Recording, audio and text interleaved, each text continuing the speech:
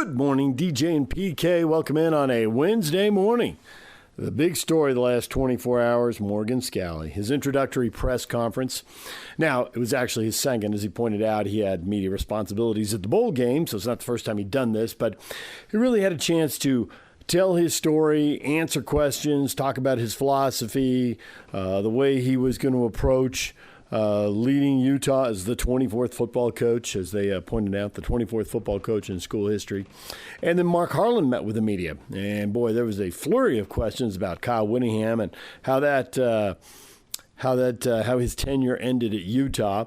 But there were other questions also about rebuilding the Huntsman Center and the private equity money and how much money was it going to give them? Are they going to be able to compete in the Big 12, not just now, but with the way the money seems to be accelerating?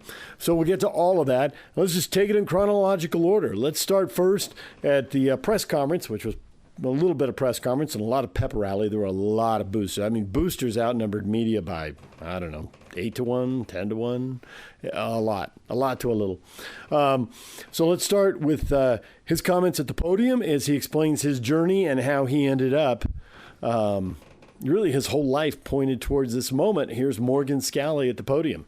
I'm really not that smart. They talk about my brains. I'm not that smart. I've got a bigger heart than I do a brain. I'm just grateful for people that have surrounded me that make me look smart. And my best recruiting job is sitting right here.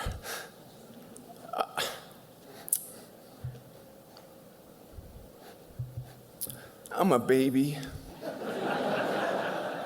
You're going to see that today. I'm a baby. But man, our team's going to rip your face off. Okay?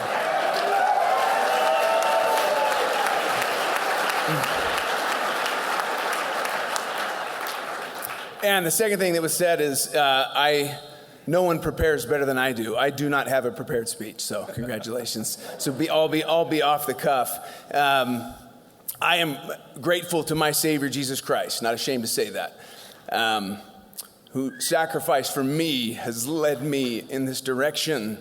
Didn't know that I really wanted to get into coaching, and so I've led my life based on a belief that He will lead me, He will guide me. And based on the Spirit, it has brought me to this place where I can give and serve and love. So grateful for this opportunity. My name is Ford Morgan Scalley. Some of you don't know my first name's Ford. Ford is my father's name, my grandfather's name.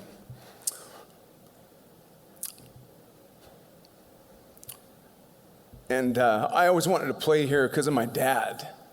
Grew up, he played for Ray Nagel. You know, I was born in the Wayne Howard years. And Chuck Stobart after that, who I didn't really know I was too young. But once Fossil hit the ground, that's when I was coming to games. And I was running the tunnels, and I had my Little League jersey on so I could get in for free. Okay? And I'm one of you. All of you that are sitting in here that went through the same thing, I'm a fan. I'm a Ute. Have been, forever will be. And when that time comes and I'm done, okay, someone else will step up. I understand that, okay? It's not about me. It's not about one person. It never will be, okay? It is about these guys. It is about the players, okay? And players win championships. Teams win championships, not individuals. So while my name is going to be out there and this is history and I get it and I love it, it's all about the guys that I grew up watching, okay? And my dad is number one in getting me here. Bud, I love you.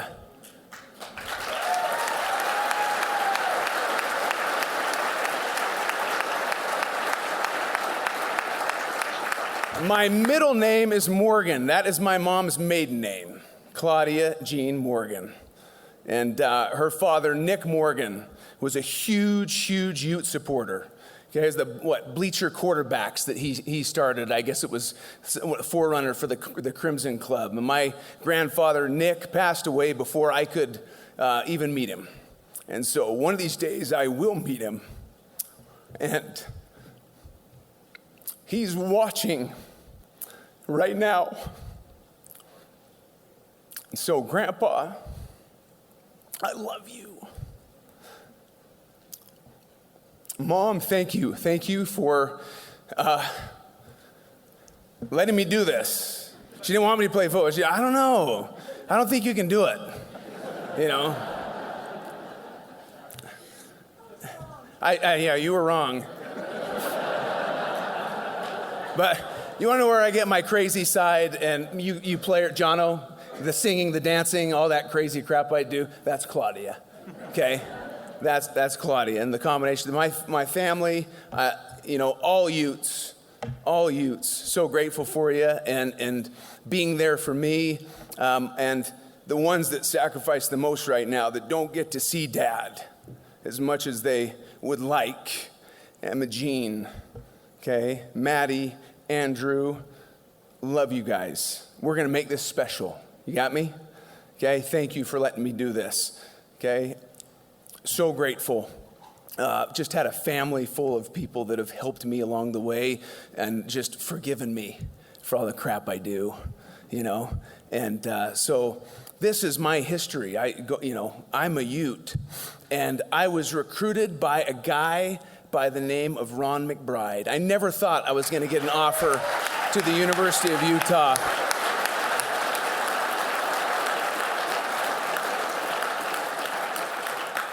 Don Eck was the O-line coach at the time, and he came to Highland High School and, just kept talking to Coach McBride. I like this kid. What there was to like, I don't know. But I waited and waited and waited, and Utah was the only place I ever wanted to go. And I didn't care about any other scholarship offers. I didn't get many. And then Ron brought me up to the facility, which was a shell of itself back then, but brought me up to the facility, sat me down, offered me a scholarship, and I'm sure wanted to say, you think about it, and I didn't allow him to say another word. I said, I'm in. I'm in. Yeah. And just have had an unbelievable group of coaches that have led me along my way from high school on up. Tom Kingsford, Larry Gelwicks, Larry Wilson. I've had some really good coaches. That some are here today, and I love you. And Ron took a chance on me, and every time I'm going through something, or he can tell, Utah had a bad defensive game, this guy reaches out to me. And one of the best recruiters, the best recruiter I've ever known, okay? Love you and grateful for you. Ron recruited me as a wide receiver. I was a running back in high school, wanted to be a running back, wanted to follow up my dad. And that wasn't a good thing, okay? Because there was a lot of depth at running back at the University of Utah at the time. They switched me to wide receiver, and I didn't learn how to catch the ball with my hands. I was a body catcher. I went to the first spring workout, off-season workout. Ryan Breska was a quarterback, and I started catching footballs from Ryan Breska, who, if you knew Ryan Breska, he threw every ball like it was a fade, a 5-yard hitch, as hard as you could throw it. And he was awesome. He was a baseball player. I came away from that practice so tattooed, bruised, and I came home and my mom's like, what did they do to you? So I had to learn to be a wide receiver, and I don't know that I ended up learning to be a good one. And there was a coach there, Bill Bush, who saw something in me as well. And grateful for Bill Bush for having a vision. You guys that we've asked to change positions, okay? Jackson Benny, okay? We do it a lot here at the University of Utah. I didn't want to change, okay? Bill Bush said, you'll be an all-conference safety, and I laughed at him. Said, there's no way. And I sat down with Kyle Whittingham, and he shared the vision as well. And Kyle said, Morgan, we want you to play safety. We think you could be an unbelievable one. I said, Kyle, it's always been my dream to play running back here, to follow up my dad. He said, Morgan, it's always been my dream to play center field for the Angels, but that's not going to happen.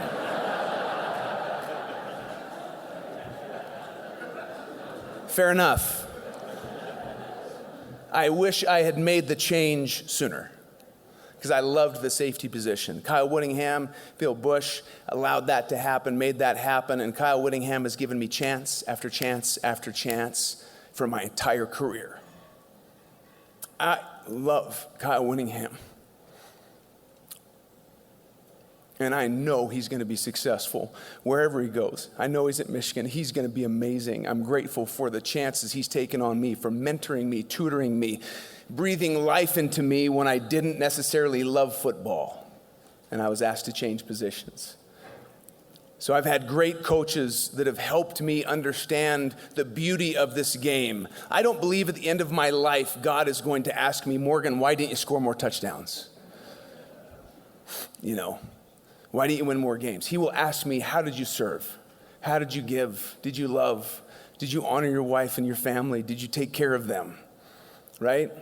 And so in the grand scheme of things, this game is very insignificant, but at the end of the day, it is a very significant school in what it has taught me about life and what it takes to be successful in life. There are many titles that you men will hold, and I know you know this by heart, don't you, Rabbit?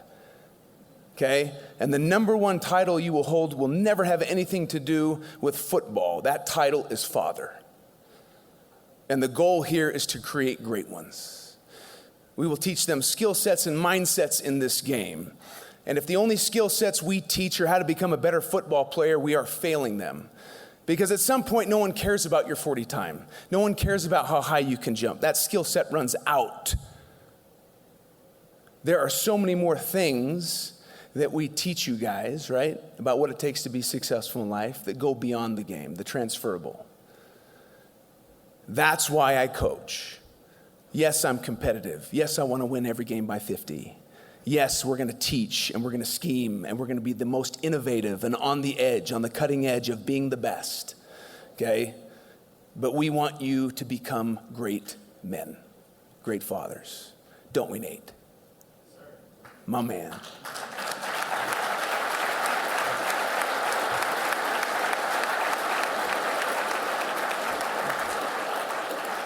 I've been through a ton of transition here at the University of Utah. When we went from the Mountain West Conference, okay, and we were playing, and I remember playing in front of, I think, 15,000 fans. Would have been my sophomore year, UNLV. And all of a sudden, in comes Urban Meyer, another guy that I love and respect and infuses, passion and energy. And that stadium, when we played Cal in 2003, when the fire chief was like, "What are you doing? This is not right. It's illegal." Urban was like, "I don't care." And kind of, it was amazing.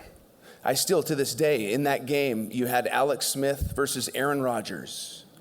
Okay? And the running back for Cal fumbled in that game. I picked it up. And Aaron Rodgers tackled me. That's my claim to fame. I have been tackled by a future Hall of Famer. The fact that he's still playing now, I don't get it. I don't get how he does it. But watching him try and escape outside the other day, I was like, okay, yeah, you can't do it. Bless his heart. He can throw, though, can he? And all of a sudden, the passion and energy for football. And you saw that, we go to the Fiesta Bowl, and all of a sudden, Kyle takes over, and, he does his thing. He puts his own stamp on the program. The Sugar Bowl, that was my first year as a full-time coach in 2008. We went undefeated. I'm like, this is easy. Man, being a coach. And grateful for Derek Odom, our new safeties coach. Had Derek not left the program, I would not be here, because I took over for the safety spot. And my wife was like, "You've got your business degree. Okay, figure it out." And so anyway, great. Thank you, Derek, for leaving. That's why I'm bringing you back, my man. You're a stud. And then the transition into the Pac-12, and it just has gotten better and better and better. And the goal now is playing in January and getting the national championship. And I'm not ashamed to say that. We can do it here at the University of Utah.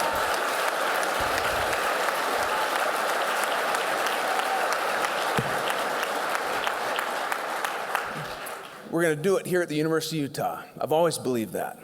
Don't know that I wanted to be a coach, but again, the more I saw the beauty of what is taught in this game, the more I wanted to become a coach. And I love to teach. These guys know this. Sometimes I talk too much, which is what you're getting right now. But I hope that everyone understands what it's going to take to get there. It's going to take all of us, okay, and then some. Grateful for young men that buy in, that want to be a part of a legacy, right? That want to do this and do it the right way. We are going to be smash mouth. We're going to score, and we're going to play great defense. And I can't wait to get this thing going. I've already done a press conference, by the way. I don't know. This is like number 2. I feel like Costanza, we went 1-0. It's like, should I just go out like on top? George Costanza, that whole thing. But anyway, to the donors, to the boosters, the people that have believed in me, Spence Eccles, man, thank you for your belief in me. The Board of Regents, thank you for your belief in me. And I'm going to pour everything I have into this program and make you proud. Okay, to President Randall, to Mark Harlan, to Jeff Rudy, you guys that have been side by side, helped me along this transition. Let's go do this. Let's go do it. Thank you so much. Go Utes. All right, there's Morgan at the podium. We'll take a break. When we come back, Morgan Scalley taking questions and getting into his philosophy and how he's going to lead things. And that's next. Stay with us. Good morning, DJ and PK. It's 97.5 KSL Sports Zone. Well, we just started with Morgan Scalley and his press conference, his introductory press conference at Rice-Eccles Stadium. After that, he sat down, he took questions, his philosophy, how he's going to build this team, how he chooses an offensive coordinator, what he wants the offense to look like. We've seen him on the defensive side of the football, obviously, but what does he think on the offensive side? So he gets into that and acknowledges, that there's some fear of change and how to deal with that. I thought his answers there, those were some of his strongest answers. I thought he had a good press conference, but I thought that was really on point. So here's Morgan taking questions. Morgan's been head coach in waiting now for a little while. When you gave him that label, Mark, what did you see in him? What was it that, you've hired coaches throughout your career, but what did you see in Morgan that said, yeah, this is the right guy to run our program? I think you just saw it.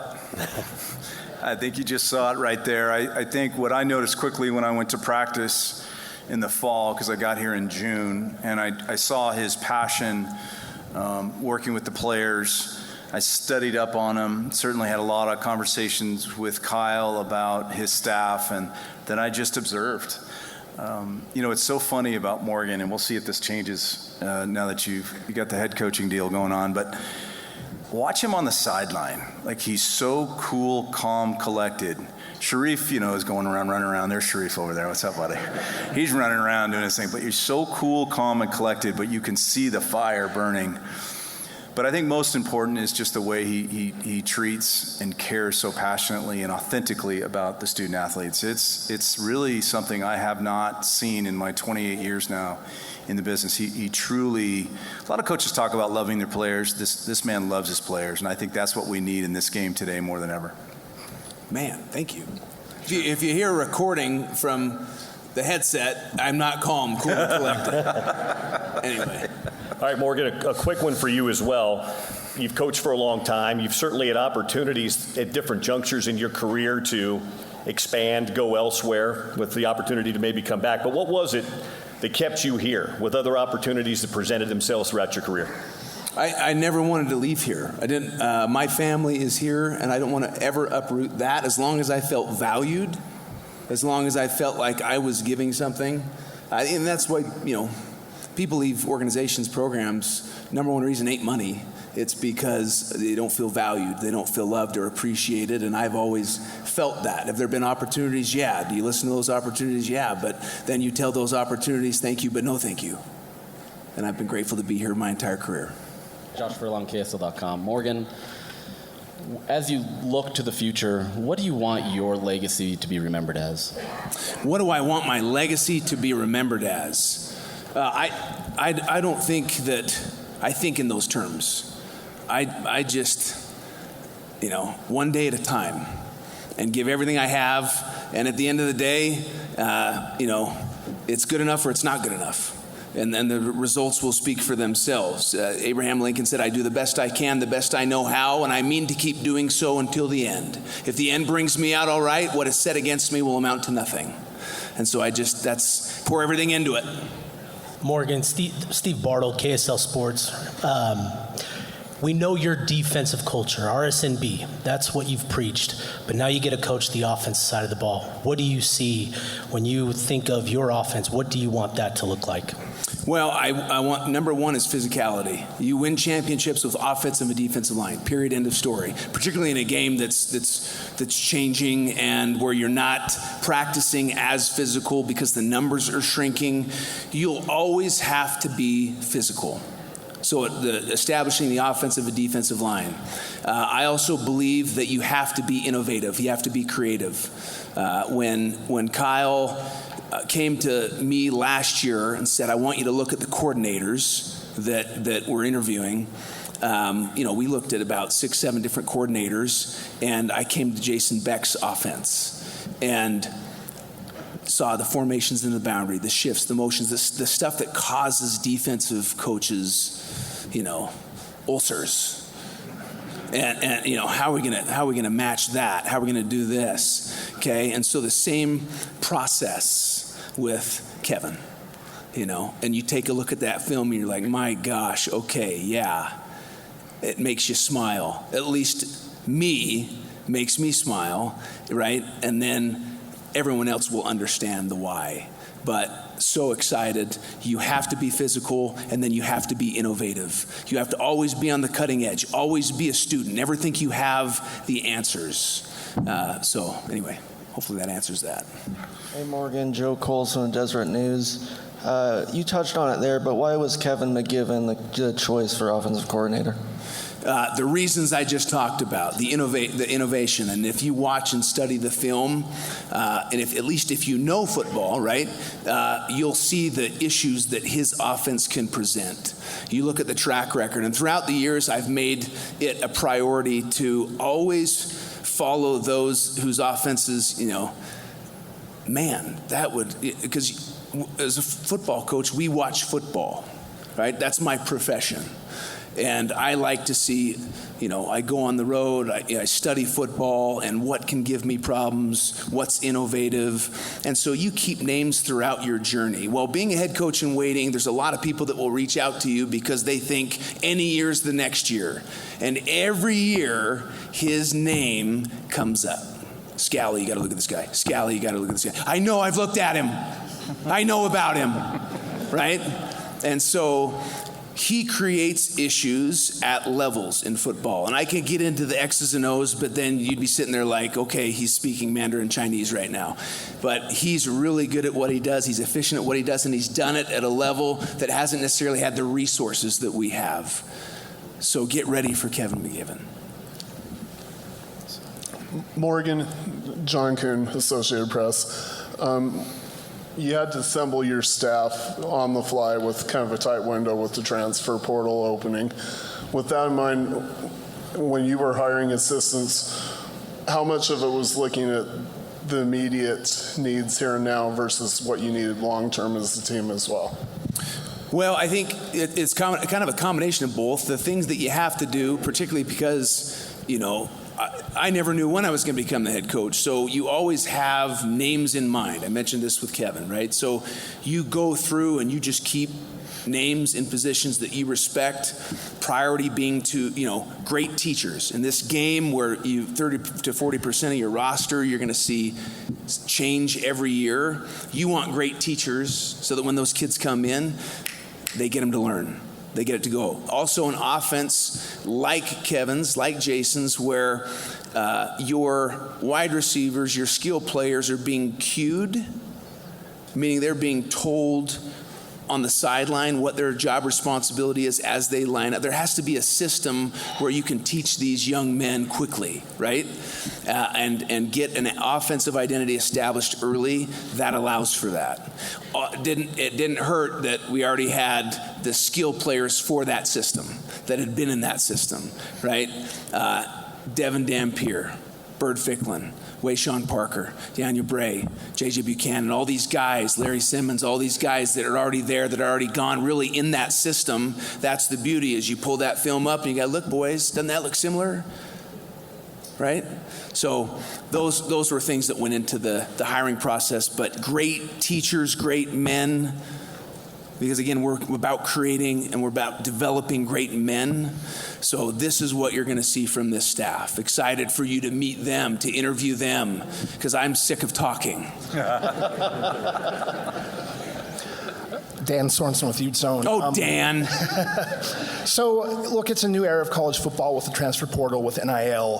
What is your approach going to be, and how is it going to change from the previous coaching staff? Okay, so I've always been about creating culture. Culture is what you believe, it's how you behave, and it's the experience that's delivered by that behavior. The experience has to be awesome, Dan. If the experience is not awesome, if they don't believe in the culture and they don't see the fruits and the benefit of the culture, they'll leave.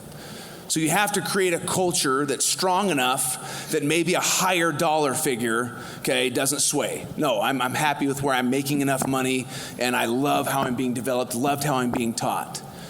I know we're sitting here at the highest level. I can get to the highest level. I mean, Spencer Fano going to be first tackle taken in the NFL draft, right? We've had first round draft picks.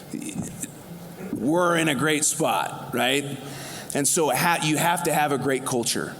Then you have to have great support, which we have. Come on any given Saturday to Rice-Eccles Stadium, I think you'll see we got really, really good support.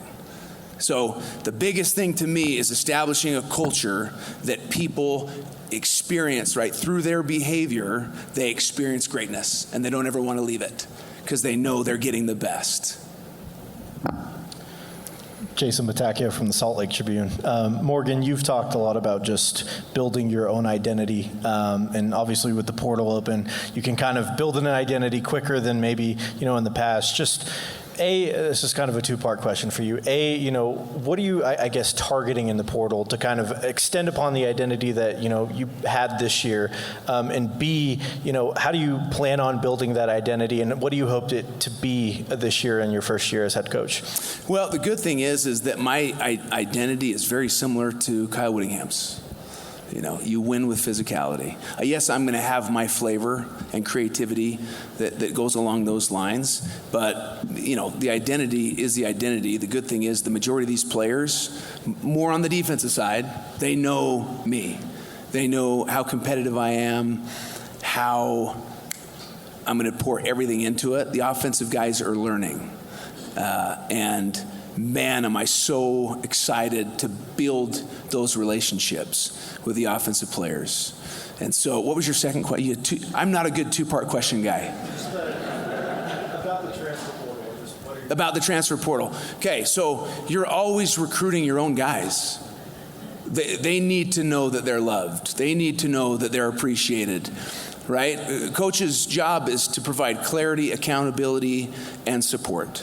And as long as you're giving them constant feedback, right? As long as you're continuing to tell them, hey, here's where we need to be, we're going to help you get there, that constant feedback is huge, right? You don't get many surprises with that. And change can be difficult for a lot of people. People leave an organization and there's doubt, there's fear, there's questions. How's it going to be? How's it going to go? What's going to happen, right? Fear has a significant psychological impact on the mind. To the fearful, it's threatening because it means that things may get worse. To the hopeful, it's encouraging because things may get better. And to the confident, it's inspiring because the challenge exists to make it better. I'm confident and excited for the future. Josh Bennett, KSL Sports.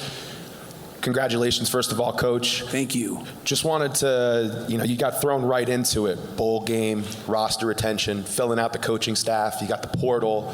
How do you feel everything has gone thus far?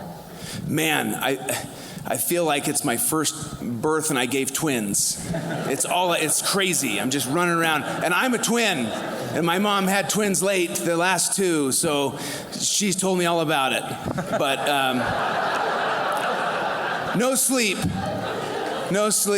hair on fire, That's why you get no prepared speech. Our coaches aren't here. Our coaches, you need to know the assistant coaches really, they don't get talked about. And we sacrifice so much. And they're people. And they're awesome.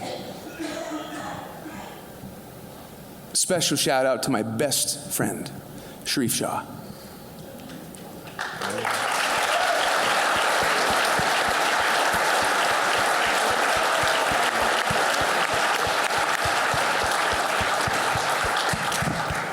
My man.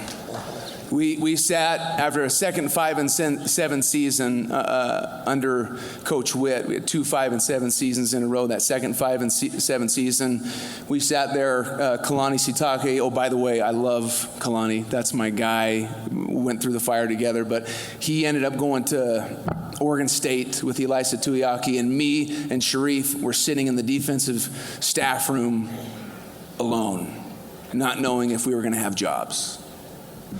And I looked at him and I said, okay, let's just put the film on, go to work. And thank heavens we kept our jobs. And we kept trucking, and here we are, brother. Love you.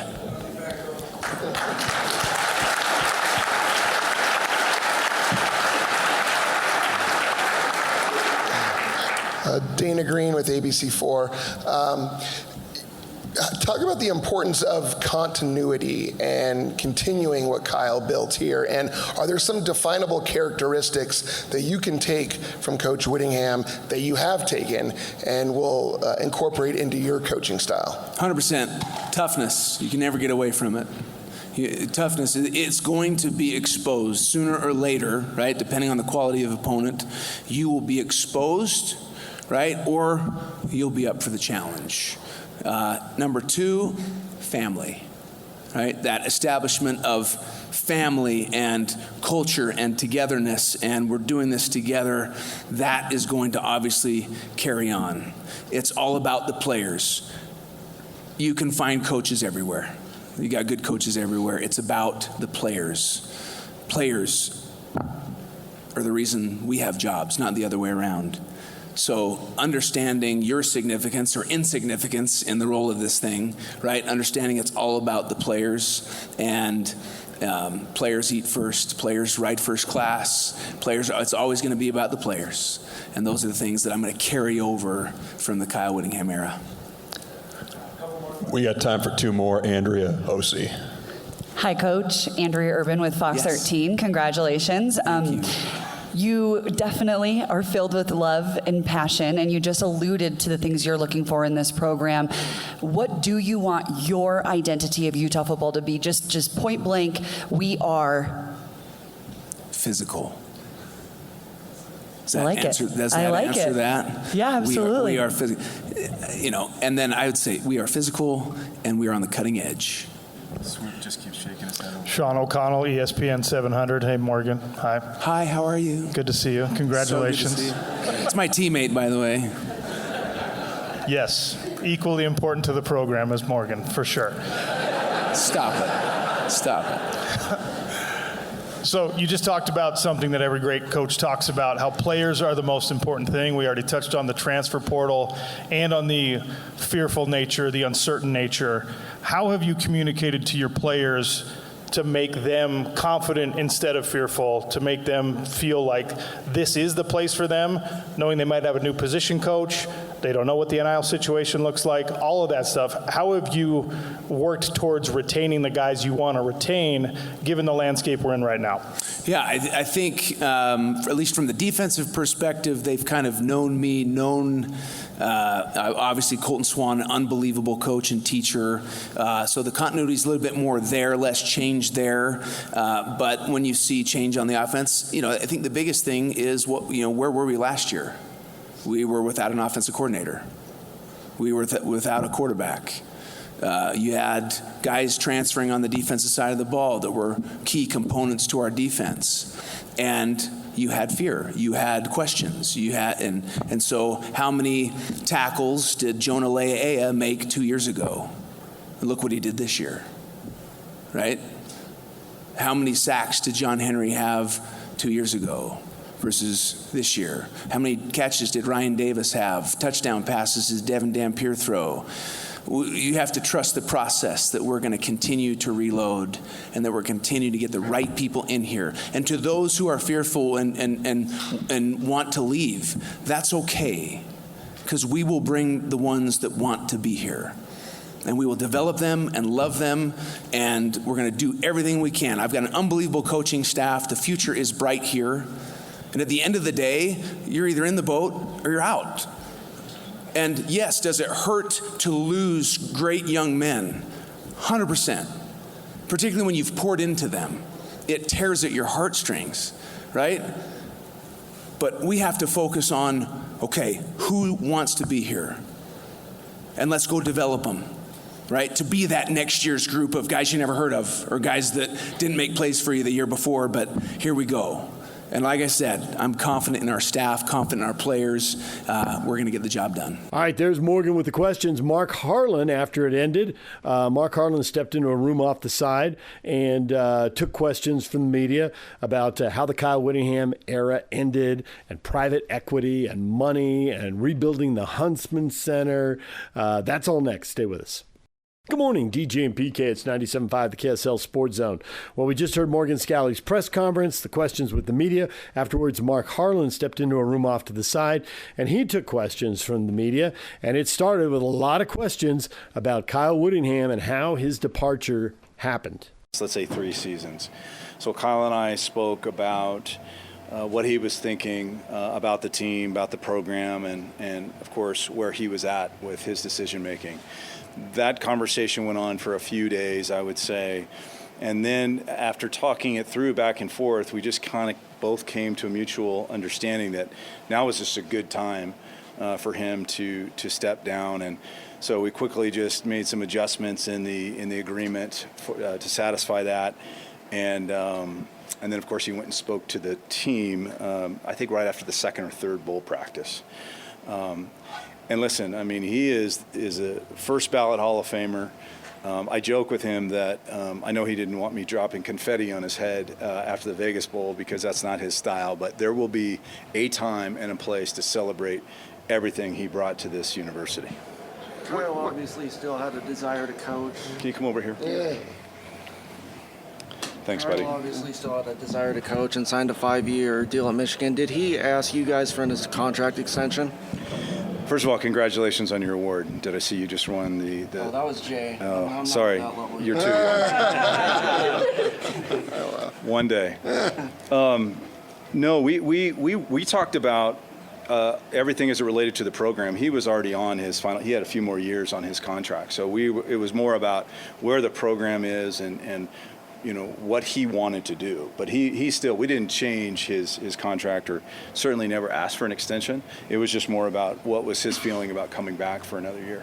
Kyle had mentioned that, you know, the past few years the word retirement had come up, and he said that was a mistake on his end. Was there any just miscommunication between administration, him, in terms of wanting to come back, or maybe not? I mean, just what did that process look like? No, I mean, he go back to after, you know, last year where he was seriously contemplating it. We talked about it, and he really was passionate about, you know, coming back and fixing it. I mean, what he said publicly is exactly what he told me privately. He did not want to leave it this way, and a part of me always felt, because his love for Morgan and wanting Morgan to really take it at a healthy place. And so it was similar to this following cycle where, you know, I can't get in his head, and I don't think anybody but him can really say, but I just think he felt the time was right to do that. I will say that, you know, he did not want to use the word retirement, and you know, I understood what that meant. You know, he might go coach again, whether it was a head coach, whether it was maybe in the NFL, where his son, you know, has been, but you know, so we didn't do that. We because it's something that he kind of chatted with us about. So again, it was a healthy process, and you know, again, we're the legacy of Kyle doesn't change by any of this. He was extraordinary for this university, and he trained Morgan to be the very best he can be. Mark, when do you expect to finalize the PE deal, and how will that immediately kind of start impacting athletics?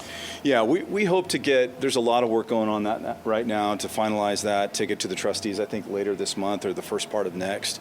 We're already doing a lot of organization within the department on all the different units that we showed in the slides. So we're talking to the individuals involved and all that. So we're doing a lot of prep work with the real belief that we'll get the deal done. As far as what it will change for us, I think the most specific thing I'm excited about is we've really advanced in our NIL efforts. Obviously everyone knows there's a revenue generation piece, which we're similar to almost all the universities in what we're doing for football. About 75% similar to what the damages are.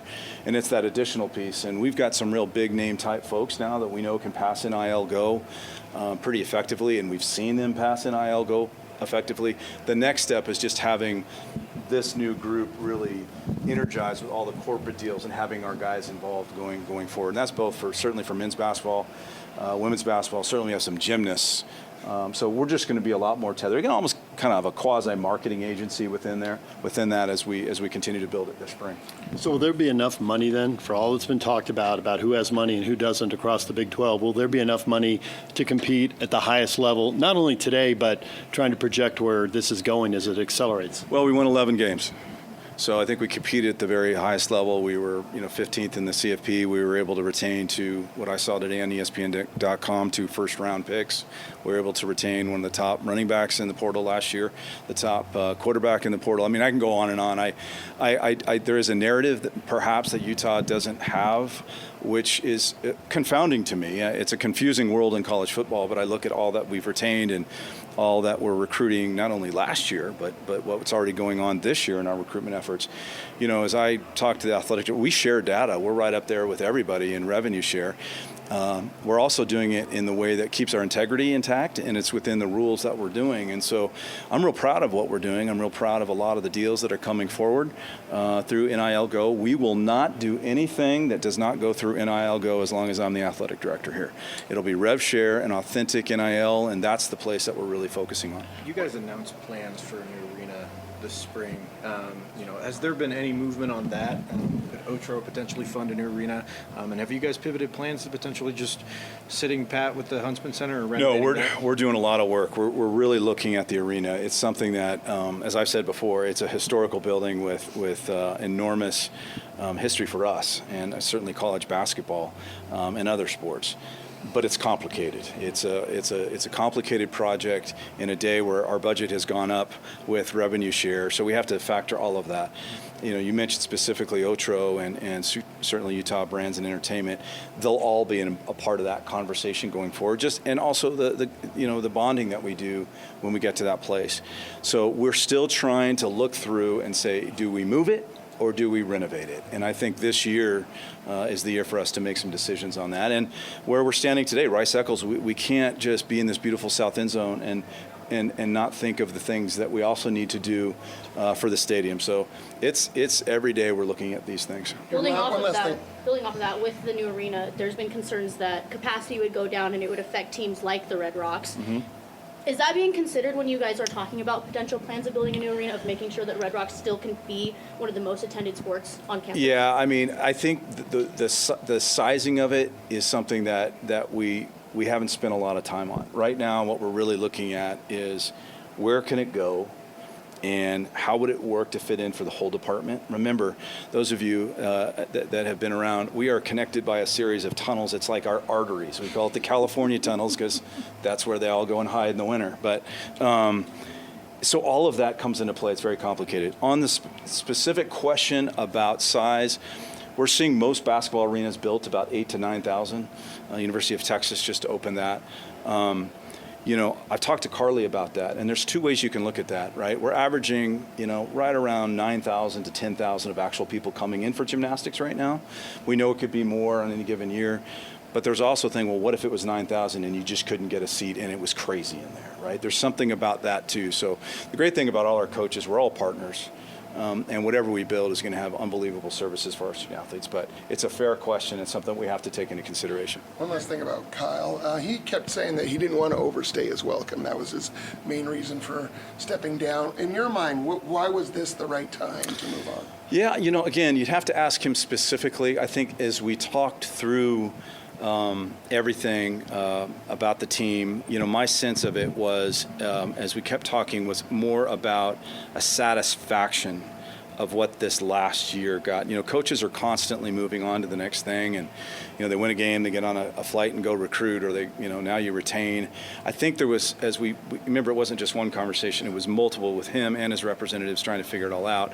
And I just think there was a peace that came over him. That's my own take, but maybe not enough for him to say I'm going to step away. And then, of course, the Michigan situation happened, which, you can see why that is something he want to entertain. And I just always believe that, his love for Morgan, and, he felt, hey, this is a great time. But again, you'd have to ask him on that. But it was something that we just came to agreement with, and we are where we are. Were you worried you were going to lose? Were you worried you were going to lose Morgan if Kyle didn't step away? When you have a talent, whether it's on the football staff, basketball staff, or just my own staff, you're always worried about losing a talent. And I have fought off some athletic directors, both on Whittingham and on Scalley through my 8 years here. But with Morgan, we seem to always win that battle. I always wanted to make sure with Morgan we never treated his loyalty unfairly. I felt like at one point he was the highest paid compensated defensive coordinator in the country because he is the best defensive coordinator in the country and now taking the next step. But the fear of that over all this just came down to Whit and I having that conversation. Your apparel deal with Under Armour is good through 2027. Does the PE deal open up opportunities to explore other opportunities? Yeah, for transparency, I'm flying out there tomorrow. I'm going to meet with Kevin and his team, with my management team, and we're going to have a talk. When you get to this place, you kind of start having significant conversations about that partnership. It's been great for Utah. We've really grown together, and I know a lot of the senior team, but I'm going to fly out there with my group. We're going to go out there and take a good look. Obviously, with the new deal, again, not done, it would be foolish of me not to have conversations with them. And that's the process that we're getting busy with right now. A lot of Utah saw an influx of funding when the Winter Olympics last came. Is there any early indication that might come again when the Olympics roll back into Salt Lake City? Well, what I like to say about President Randall, he got picked off at the business school where he was the dean, and I think it was like, Thomas, what was it, like 80th? And now it's like in the top 20 in business schools. So my man knows a little bit about deals. He's a deal maker, and we are honored and blessed to host the Olympics again at University of Utah. But that doesn't mean we're going to cut a bad deal, right? So I would say whether it comes to athletics, the general university, everything, I think we're all going to have a great opportunity to really benefit, to your point, as we have in the past. I will tell you, I did tour with the IOC during this process, and they walked into this part of the stadium and they couldn't believe it. So that was pretty cool, and really looking forward to it. A lot of programs have been operating in deficit spending, and you said that that's going to become a norm in college football. With you guys with deficit spending, obviously NIL's played a big part. You have a $20.5 million bill that's been put on your table. Does the Otro deal potentially have the potential to pay down any deficit spending or deficit that the University of Utah might? Well, so as we know, the 1 year that we had a reported $17 million was actually because of the timing of the report. We had plenty of reserves to cover that because we've been able to build reserves for a quite period of time. We knew going into this coming year, as our document showed, that we were looking at closer to a 25 to 30 with just additional expenses, revenues in terms of conference affiliation, and of course with rev share. This just gives us the best chance to move forward.